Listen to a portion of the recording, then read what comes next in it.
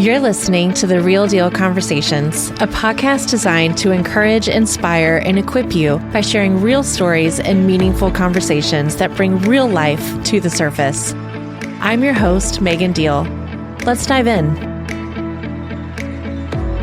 I am with Anthony Shavies today, head coach of New Covenant. He is walking into his first year at New Covenant. Yes. And super exciting. Yes. I actually know Anthony prior to him coming on the show. He's worked with my kids quite a bit for quite a while. Mm-hmm. Have a lot of love and respect for Anthony. So I'm really excited to have you on. Yeah, I'm excited to be here. Thank you for having me. Yeah. All right, let's kind of get to it. So what inspired you to become a basketball coach, and what keeps you passionate? I can't ever remember not wanting to be a basketball coach. Well, I thought for sure until I was about like 29 that I was going to the NBA. Yeah. So, but the next best job was going to be coach. And I had started coaching right after I graduated from Missouri State. I started Missouri Flight. And I had started coaching just as like something to do during the off season, and it was fun. And then one thing led to another, and then we had one team, then we had 5 teams, and then I was coaching junior college. I got an offer to coach junior college basketball, so I had to stop coaching flight, and that's when I passed it on to Dale Lamberth, and he's like really made it what it is today. Yeah. Yeah. Okay, wait. So you did mention basketball and wanting to be in the NBA. Give people a little bit of history of where you did play. Okay. For people who aren't in the Springfield area. Yeah. So I played college at Missouri State University, former Bears. Go Bears. Woo. And then I played for 10 years overseas in Europe. So I played in Austria. I played in Ukraine. I played in Germany. Spent most of my time in Austria. And really kind of grew up over there because my first time over there, I was 21. And then when I stopped playing, I was 31, obviously. And so like a lot of like my young years just growing up, I was over in Europe. Yeah, that's amazing. That's so cool. All right. Can you talk about the role of mentorship in your coaching style? Now, I firsthand kind of see this just because you have trained my kids and worked with my kids, but I'm going to let you give your intake, but I've seen it and it's good. So the longer I've coached, the more I've realized and valued the role of mentor as coach. Like early on in my coaching career, I just wanted to be your coach. I didn't want to be a mentor. I didn't want to be an example of what a Christian looks like. I didn't really want any of that. And I think a lot of it had to do with just like where I was in my life. Like I said, when I started coaching, I was 21. I was single. I had no responsibilities. So I was doing what most 21-year-olds, I was going out a lot. I was hanging out all the time. And to be honest, I wasn't a good role model. Like I was still a good person, but in terms of like, now that I have kids and, I look at my kids' coaches as like, those are role models, so I didn't really want to be a role model early on, but now, especially as I've gotten more serious about my walk with God, I just realized that like, I can have a true impact on these kids as I spend this time coaching them. And I think it's so difficult to be a kid nowadays. Like way more difficult than when I was a kid, I think. And that's not just like social media. I just think a lot of it is just difficult to be a kid. And our kids honestly need all the help that they can get. And so also, unfortunately, like I've lost some kids. I had a kid that was really close to me commit suicide. And so I take really serious the role of mentor and just really doing anything that I can to help these kids because they really do need it and they deserve the world. And I often think about like, what if that was my kid? And it really does take a community to raise like like good humans. Yeah. They have to get it from everywhere. It has to be from, their mentors, their friends, their school, their church. It really does have to like come from all areas or, I try not to do things that young kids would think is cool, but it's really not cool. Like just language, for example. I really try hard, and I'm not perfect. Like I've probably said a curse word or two around my high school kids, but I really try hard not to. And I've gotten a lot better at that than when I was younger, because those are one of those things that like, they're going to look at it as like, oh, Coach Anthony does it. And Coach Anthony's kind of cool. I don't know why they think I'm cool, but some of them think that I'm cool, you know, and then they'll be like, oh, well, you are their role model. And the thing is too, when, you know, you're talking about like the value of everybody pouring into these kids, some of these kids that are on the teams, the values you pour into them sometimes are the only positive values they're getting. Oh, yeah. And so for other people who are coaching to hear what you're saying and understand, like, honestly, what you promote, what you say, what you pour into them beyond basketball skills and training is going to go into their adulthood. Yeah. So I love that you add that piece in there to let everybody know, like, you're not just a coach. Yeah. You are a mentor, a role model, and things that they're going to take into their adulthood. They can't take the game wins into their adulthood, but they can take what you poured into them. True. So so good. All right. What is a memorable moment from your coaching journey that shaped how you lead your team today? Goodness, that's like a library of them. There'd be so many. But so the kid that I referred to earlier, Keyshawn Jackson, he committed suicide, and that really changed a lot of things for me coaching. He was really close to all of us flight coaches. We all sort of like poured in. Unfortunately, his father also committed suicide. And, you know, we just felt so bad for his mother, and not necessarily because she had gone through this great tragedy, but just because we seen how hard she was working to just like do everything she could for her children. And so we wanted to help out just as much as we could. So, you know, Keyshawn we would work out in the mornings before school, and then we'd take him to school. And this dude, he was hilarious. He's like, just like my son is now. Like, he would call me from school around like 10 o'clock and be like, hey, I forgot my lunch.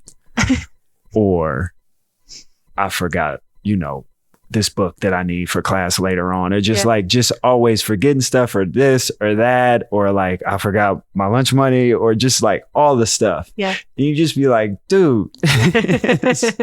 So, and you know, like we loved to do it. I loved helping out where I could, but he was going through some stuff, and you could tell that he was, and it was one of those times where I was like, realizing that I am a role model for him. So just trying to be there, but also trying to give him like a little bit of tough love. Like, hey, like you can do better than what you're doing right now. And just always realizing that he needed somebody to be there, you know, and even though he had so many people, you know, kids need to know that if they need something, they can go to you.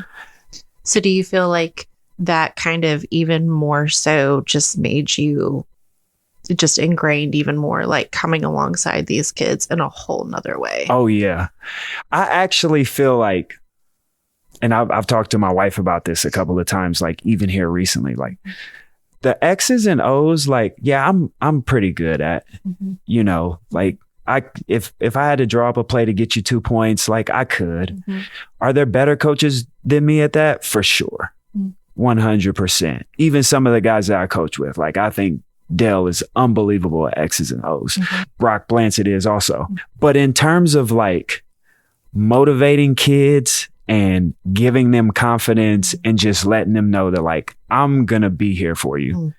And even if it's just a phone call, if it's like, if we need to go shoot for 30 minutes, but like, I'm going to help you through this mental hurdle. And the mental hurdle sometimes is great big. And sometimes it's just like, I can't dribble with my left hand, but whatever it is, Coach Anthony's going to be here with you, and let's get through it. So like, I think the basketball part of it is really a small part of it. Yep. I love that. And I'm going to just make a quick note because it just reminds me. And I was telling Anthony about this earlier last night before practice. He was just telling the kids, you're here for a reason. Like God has you here for a reason. And Anthony was saying that legitimately out of his heart. Mm-hmm. But what he didn't understand was if some of those players needed to hear that in that moment. Yeah. And you didn't know that until this morning when I told you. But so I when Anthony's saying the things he says, like I see it lived out in your life. And so you really do. You do add that extra value piece. And I love that. So, all right. How do you foster a team culture that encourages both personal and athletic growth? Oh, that's a good one. So one of the things on my team that's non-negotiable is you have to be a good teammate, because that's like one of the biggest ways I can impact a kid is just teaching them how to be in a team culture. Mm-hmm. And one of the things that will like upset me the most as a coach and as a parent is just if you're being a bad teammate. Like my oldest daughter likes to pick on my youngest daughter, and it's like one of my hot button things. Mm-hmm. Same. Like please stop. One, that's my child. Mm-hmm. Like, please stop picking on my child. Mm-hmm. Two, like, you're also my child. And like, I'm upset that I'm raising a child that has like some unkind tendencies. Right. And so it's the same thing when I coach. Like, I don't want any of my kids to be bad teammates, and like one of the things I look for is like, are you blaming others? Are you like, that's an easy way to tell that like you're a bad teammate. Are you verbalizing a lot of like bad body language towards your teammates? Another easy one. And just like, I feel like that one thing helps out a lot. Like that'll iron out a lot of problems. Like one, they're developing individually, just learning how to work with other people. And you may not like these people. I haven't always liked all of my teammates, and I've gotten after some of my teammates for some tendencies that I didn't like, but I had to figure out a way, especially being a point guard, I had to figure out a way to do that in a way that wasn't unkind. Mm-hmm. And I was still being a good teammate. Mm-hmm. And I talked to my players a lot about that. And it really helps. I mean, it really comes into play with sometimes the players that are better and maybe your leaders. And it could be like the 10th or 11th best player on the team, and they throw them a pass and they miss it. And you're like, you just get after them. That's an opportunity for that kid who's a leader on your team to bring that kid along and give him some confidence and say, hey, real world. You're going to take that into the real world. Yeah. And that's what, like the thing about basketball, sports in general, like everything you're saying is what you have to be able to do in life, in jobs, in whatever you're doing. And so, and I think there's that added value in athletics when you do take this stuff into the real world. Oh, yeah. Like you do take that's just basic leadership that they're able to learn if you have the right coach with that right mindset, because not every coach sees it that way. Yeah. But if you do have a coach that implements that mindset, then man, grab hold of that, because you're going to need that once you graduate. Yeah. So, all right. How do you balance winning with developing the character of your players and well-being? Winning is important. I mean, let's not pretend like it's not important. Like, that's part of the reason we play the game and keep the score. Right. And I told Brock the other day, he said something similar, and I was like, you guys also have to keep your jobs. Like if you True. He does a lot of winning. I'm not sure if they ever have to deal with losing. He's very spoiled over there. Tell him I said that. But I think a couple of things come into play. What's your level? What age is your team? And what your goals and needs are. Like in youth basketball, and I consider youth basketball to be like 8th grade and below. Mm-hmm. My personal philosophy on that is that they need to develop individually more than anything else, because nobody cares what your record was in 3rd grade. Like it just doesn't matter. Or 5th grade or 6th grade or 7th grade. It really doesn't matter. The best is when you get to high school, people may worry about it. But even then, it's like, what was your JV team's record? Mm-hmm. You know, it really just doesn't matter. But what you will remember is, did I develop enough to have an opportunity to contribute to a really good Nixa team when I was a junior and senior? Mm-hmm. You know, so I really tried to develop these guys individually as players, and then we'll give them some things to do that'll help us out as a team. But the primary focus needs to be on developing individually, and I think that should be your number one goal, 8th grade and below. And then winning, you know, is going to fall into the top 3 somewhere, because if you're constantly losing, like, that's tough on the kids. Mm-hmm. It's no fun for them if they're constantly losing. But I'll tell you what, our team this past summer, we did a whole lot of losing. Mm-hmm. We really did, but we got so much better. Mm-hmm. And it's not like we were just like an awful team before. Like, these kids can all play. Now, one thing, they're playing on a really competitive circuit. They're playing against some of the best kids in the country. They really are. And so it's not like we're losing to kids who have never played basketball before. Like, these kids are very highly ranked, mm-hmm. and some of them will end up being professional basketball players. Now, our kids who will end up, some of them, I believe, will play college basketball. All of them will end up being really good high school players for really good high school teams. Mm-hmm. The goal for them is to develop individually. And we didn't do a whole lot of winning this summer, but we got a lot better. And that was the best for me. Mm-hmm. Yep.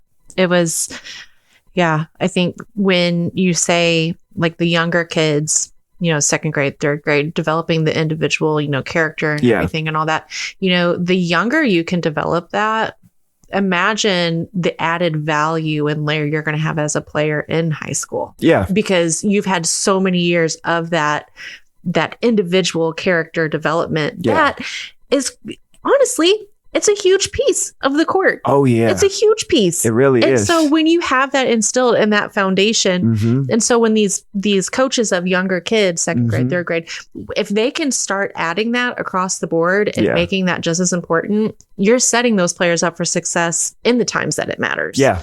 So, yeah, no, that's good. What ways do you encourage players to stay motivated through difficult seasons or tough losses? Ooh. Which this summer, I think we would have seen that. This summer, we had some really tough losses. Now, like I said, we lost a lot of games, and a lot of them were close. Some of them weren't, mm-hmm. but there were some games that we lost where it's like, oh, we could have had that one. Yeah. And those ones hurt the most, right? Yeah. Those close ones. I think the way that you keep players motivated, especially in those moments, is just remember what our goal is. Remember what we're aiming towards. Remember what we want to be at the end of the season, or, you know, what we want to accomplish. And usually one game or one bad workout doesn't define you, mm-hmm. you know? So you just got to keep encouraging them that, like, hey, like, it's okay. The adversity is going to come, and we got to keep moving. I always say that adversity, sports is the safest place for our kids to go through adversity. Mm-hmm. It really is. My 9-year-old, I remember when we first started doing basketball workouts, she was about 5 or 6, and it would be very simple stuff. I'd be like, okay, hey, we got to make 5 layups. Mm-hmm. And she'd make like 3 out of her first 6, and then she'd start to get tired. Mm-hmm. And then it's all of a sudden she missed 4 in a row, and like clockwork, tears. Mm-hmm. Tears. And that was the first bit of adversity that my sweet little baby had went through, mm-hmm. was her not being able to make layups in this workout. And it was good for me to see, like, okay, this is where I can challenge her, and it's still safe. She can have her tears, and then we can keep on shooting our layups, you know, but it's like, it really is the safest place for you to go through adversity. And those are all teachable moments where you can tell a kid, like, hey, you're not going to win every game. Mm-hmm. But like Coach Perry talks about, is how are you going to react? Mm-hmm. The reaction is the thing, right? Mm-hmm. Like, how do you, because life never stops happening. Mm-hmm. Like, and kids right now, like, goodness, God bless our kids. Like, they think that what they're going through is rough, but wait till you got to pay the mortgage, you know, wait till like real life, wait till divorce happens. Mm-hmm. Like, when real life starts happening, mm-hmm. you know, so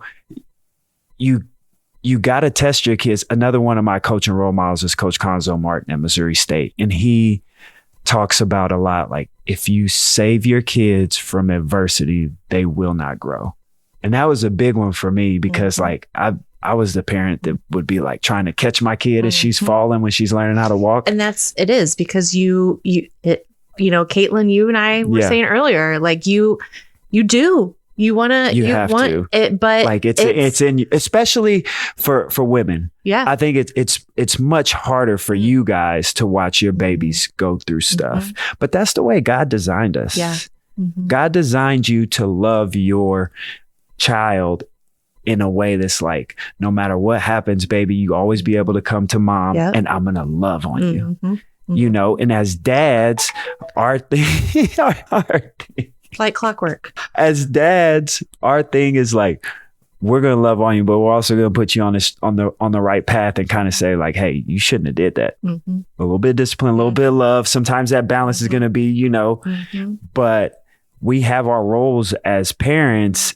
And like you see mama bears in sports a lot. And that's how God designed them.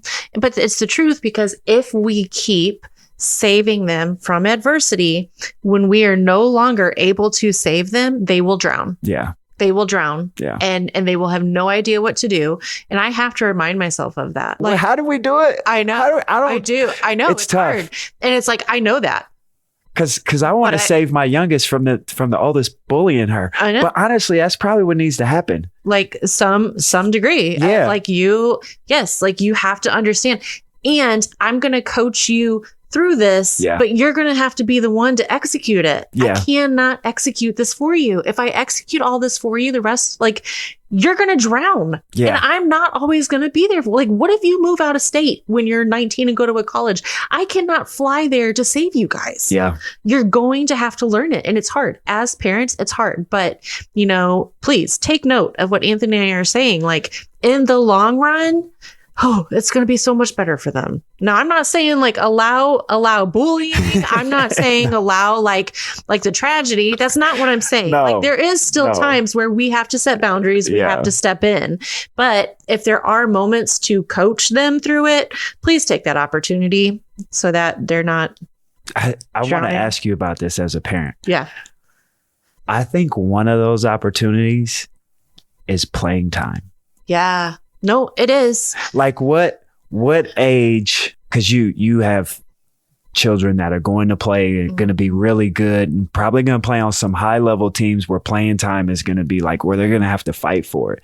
What age do you stop talking to the coach about playing time? I've never talked to the coach about playing time. Okay. Ever. But would you ever? In my head, am I chewing y'all out sometimes? Yes. Would I ever actually say it? No. And Daniel's very similar. Yeah. Daniel's like, you have to earn it. And like I am going to say this, is there sometimes politics? There is sometimes politics. Yeah. Like, so is there sometimes where I genuinely am like, are you freaking kidding me? But I don't say anything. I just, what we say on the back end is, okay, go prove yourself. Yeah. Go because in life, like I ran for school board. Yeah. There was a whole lot of stuff said. And I was like, that's not what? And I just, through my actions, had to keep showing people who I was. Yeah. And I feel the same way for the court. Like, if you're not getting the play time that you want, go show them who you are. Yeah. Go grab it. Go take it. So that's my take on that. Now, internally, I am still a parent. Do I get frustrated? Yes, I get frustrated. But on the back end, the conversations that are had in this household are, that sucks. Go do something about it. Like, that's just how we beautiful. Are. Yeah. That's beautiful. I don't think my father has ever talked to a coach about playing time either, but I can tell you, and I've played really high level basketball. I've played probably about as high as you can play without playing in the NBA. And I've been on some teams where I wasn't getting playing time. Like even at Missouri State, my first year there, I started for 6 games and then I didn't play for 8. And what did it do? Did it motivate you? Oh, I was ticked at first. But I went through a whole range of emotions. I went from like anger to like almost depression, sadness, to then like kind of middle finger attitude. Where like, you know, like ultimately what happened was I started waking up early every morning and going to work out by myself. Not even so that I could be better for Missouri State. I was planning on transfer, and I was like, this next school that I go to, I'm going to be unbelievable. I'm going to be so good that coach never, ever, ever wants to take me out of the game. What happened was, I started playing a lot better, and then I started playing again. So then I ended up all Missouri Valley Conference. But I love that you said that, because it does normalize, like, it is a very real grieving process. It is a very real process. But at the end of the day, what are you going to do about it? Yeah. And that's my mentality with everything, not just sports. Like, okay, that sucks. What are you going to do about it? And I had to do it as like I was 19, 20 years old.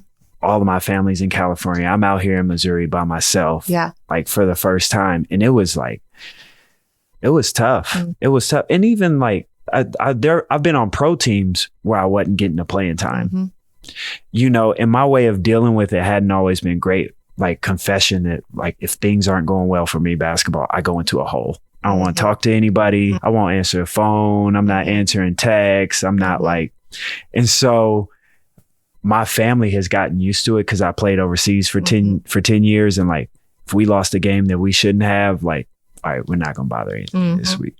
Yeah. You know, and so that gives me foresight into like, how do I relate that to my kids? How do I help the kids that I'm coaching with that? And it gives you like a different level of like empathy and understanding. Oh, yeah. And wisdom. Yeah. And like, how can I help them? But I do think it is so good for players to hear that it is normal to go through that grieving process. It's normal to feel those intense emotions. It's normal to want to put your middle finger up. It's normal to feel sad, to hold like, but at the end of the day, like you can't let it win. And that's what's so hard because these kids, when they're these teens, these kids, like this is everything to them right now. This is their identity. This is and like teaching them like, one, you're more than a basketball player. There's more to you than basketball. There's but you can say that till you're blue in the face, and it's just not going to go through right now. Like it's. Mate, you know, I thought I was going to the NBA until I was like 29. Yeah. Yes. Daniel still plays. Thinks he's going to the NBA? Daniel still plays basketball. So just so you guys know, Daniel's my husband, and I'm 36. A great Daniel's basketball 37. player too. He is. He's a good basketball player, and he still plays like he's in college. He played college ball too, and he still plays like that. And last year, he was playing in a men's basketball tournament. His shoulder popped out of place. So he got off the court. He had his teammate pop his shoulder back into place, and he got right back on that court and played as if it didn't just happen. And I was like, oh my gosh, you're insane. But he loves the game. Like there is a mentality. There has to be a healthy balance. Yeah. Like, but there is a mentality. And so for these kids, I just think it's so important to hear like, it is normal to go through that process. Don't feel crazy or weird or hard on yourself for going through it. But at the end of the day, like in life, you're still going to have to ask yourself the question, now what am I going to do? What is my next step? Am I going to let it crush me, or am I going to let it empower me, push through and become the best that I can absolutely be? Yeah. And whether or not the coach sees that or not, you have to believe it first anyway. Yeah. So, I mean, because if you don't believe it first, if you don't believe in yourself first, who the heck cares what everybody else thinks? So it's a mental game. Oh my goodness. You know, okay. So I'm going to move on to the next question just because of time, but all right. What is your approach to building confidence in players who might be struggling with self-doubt, which this is a good segue question. Yeah. Yeah. Well, as athletes, competition, this is another Coach Martin ism right here. Confidence comes from reps, you know, and I developed confidence as a basketball player by working out and putting in the work. And I started making 500 shots a day in the off season. And then when I got in the game and I shot the ball, like I expected it to go in. Like I knew it was going in. And if it didn't go in, there must have been something wrong with the rim or something. But it wasn't because I didn't shoot it the right way, because I was shooting 500 shots a day. You know, so that's the first step. Like the kids have to put in the work. Otherwise, like I can't help you with confidence if you won't do your part of it, which is just put in the work. And as they're working, like I try to breathe those affirmations into them, you know, just positive talk all the time. Like even when kids make mistakes, right? They know they made the mistake. You know, they most of their mistakes, they don't need to hear about it. You know, it's got to be next play. And for me, like I really want to, like my priority as a coach is to help your confidence, because I'm going to get the most out of you if you feel confident. That's how I was as a player. If I felt like my coach believed in me and he was always giving me like positive talk and I knew I had like his trust, then you were going to get your best out of me. The coaches where I was like, I don't know, if I make a mistake, he may take me out. Like I'm not going to play my best basketball. So I want every one of my guys to know that like, hey, we've worked on this. I've seen you do this. You can do this. I believe that you're going to do this. Now all we got to do is do it. Right. And if it doesn't go right, it's all right. Let's just keep pushing, you know, because things are going to go wrong. That happens. You're going to miss shots, but you can't be afraid to shoot them. And so I really try hard to give my players lots of confidence. I want them shooting the ball with confidence. I want them making moves with confidence. I really want them to feel like, coach, trust me. That's the best thing I think you can do as a coach, in terms of the actual athletic part of it, is just give your players the feeling that you trust them. And I want to add to that, because a lot of times you can see players just, their attitude just goes way downhill, and how they treat players, and how, like, if it's not going good for them, they're going to make everybody else like miserable too. Yeah, they can. And, or like they'll be on the sideline, like, and you can see it in their body language and their face. And I feel like trust also comes from how you are in those down times. Oh yeah. Like, who are you in those down times? Are you going to be able to like still encourage your teammates? It's a leadership skill. It really is. If you want to graduate and be the big dog in a company or whatever it is, how you are in those down moments is honestly, to me, more important than how you are in those positive moments. Oh yeah. And so I think trust, it's just another layer of, can I trust you to be a teammate even when it sucks? I really try hard to instill in these players that like, hey, the only opinions that really matter are the ones right here. Well, and it's not, I mean, honestly, there is truth to that, because as parents, we get tunnel vision.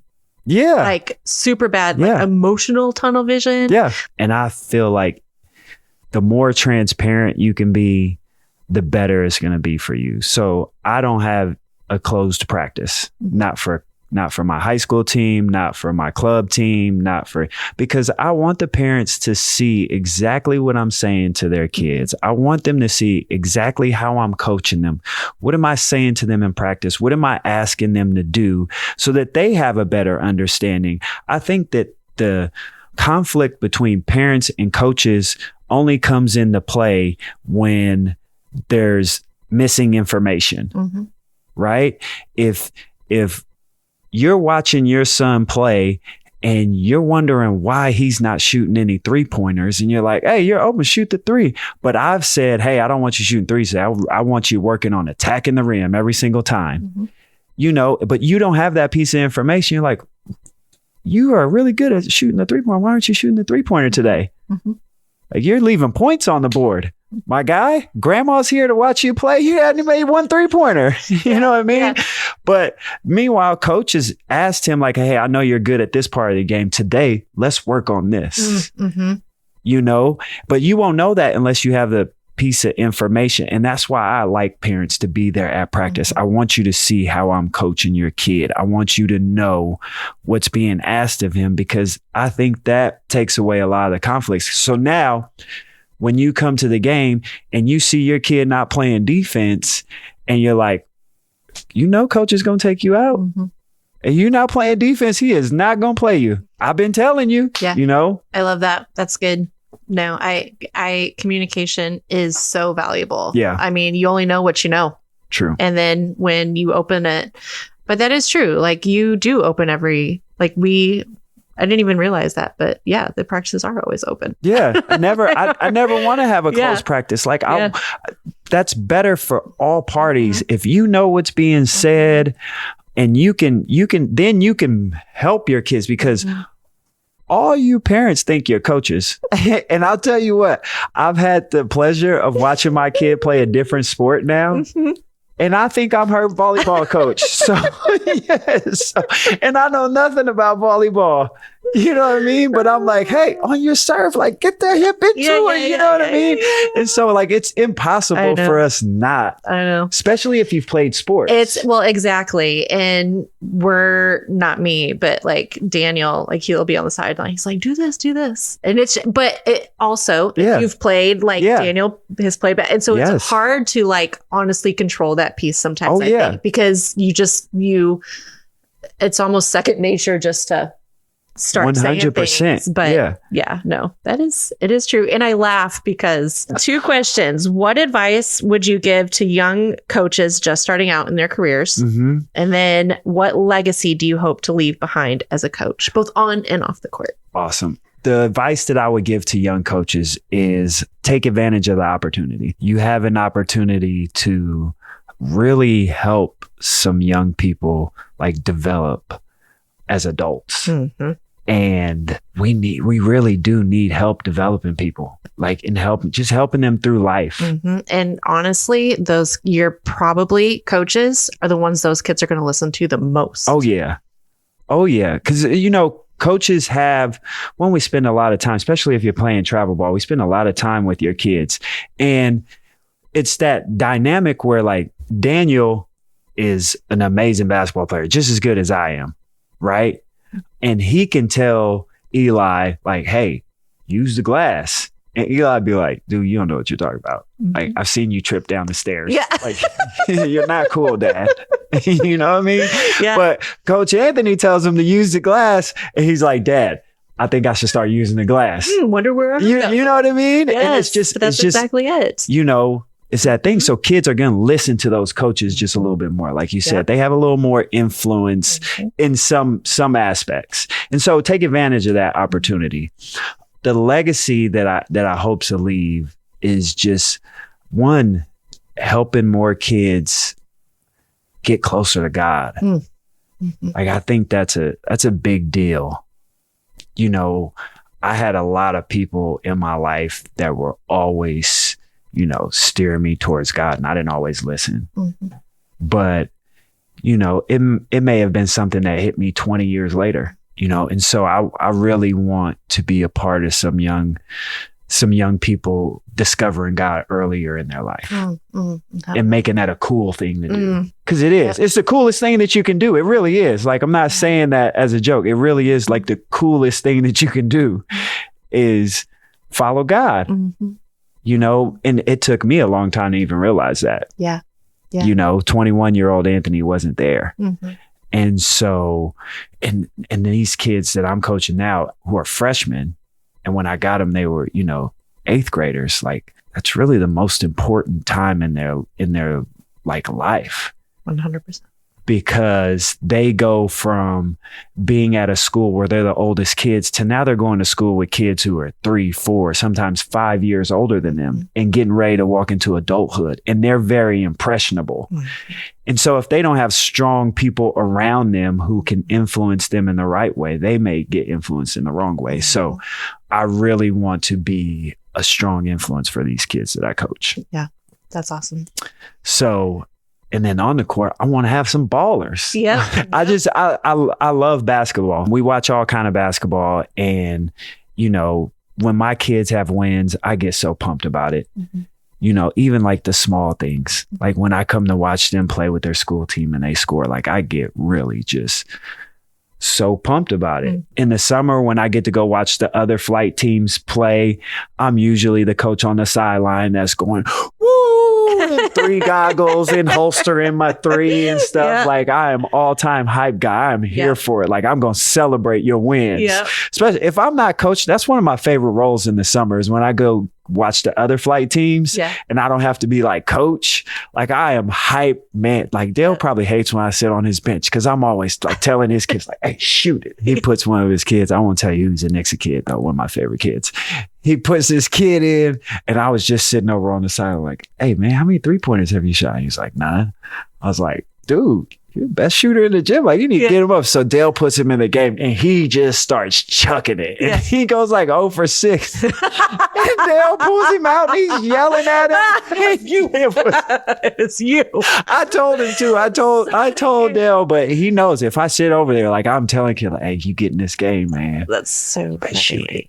But that's I love that though. Yeah. Those are memorable. It's you remember the people that hype you up. You remember Daniel's like my favorite thing when I hear Daniel is I see you. Yeah. I see you on the side. And I'm like, man, you know somebody's cooking when he pulls that out. But those kids, they remember those moments. Everybody needs a hype man. Man, they do. My daughters do not like it. Yeah. Because it'll be like Christmas choir. Yeah. But I don't like, I take sports everywhere with me. Like, yeah. You know what I mean? So like Maya's, Christmas choir, I'm like, woo, like I am pumped. Yeah, go daddies, baby. Yeah. And she's always just like, yeah. I know. She's real. Yeah. Neither one of them like me to be super pumped in public about but when they get older, they're going to love it. Oh. When they get older, they're going to look back and be like, it's not for them though. It's for me, man. Yeah. It's for me. Yeah. I think my son loves it. I think he's all about it. Like he's a hype man like me. So yeah. I give Ellie like sign language stuff and she's like, please stop. I'm like, okay, I'm trying to be chill. Like like this is me being chill. I'm not verbalizing it. I am calming down but I can't even do that anymore. I wanted to bring signs to Maya's volleyball game. This was their first session playing volleyball. They went 7-1. They won the league. They're one of the few teams that can get the ball over the net. Yeah. So they won most of their games, but I was like pumped about it. Yeah. And she's like, hey, you need to relax. You need to calm down. You need to take a chill pill over here. So. You know what? You're just lucky we love you guys. Yeah. Too. She had her best game when I wasn't there. Oh, that's so funny. Caitlin had to take her. She hadn't gotten a serve over the net all season. Yeah. All season. And I had to coach my middle school boys at the same time. She had a game. So Caitlin took her and she got 3 over the net and hadn't done it since because I've been at the games. That's so funny because she's not preoccupied telling shh. Yeah. I hope I hope I don't get kicked out of my baby's games. You know what? We're just doing the best we can. That's all. That's right. That's all. It's so funny. Well, Anthony, this was awesome. Yeah. Thank you so much for sharing. And, just pouring into, the goal with these episodes is to add more value and encouragement and pour into younger coaches and add, and whatever we can do. So thank you for taking the time to add value. This was awesome. Thanks, Anthony. Thank you.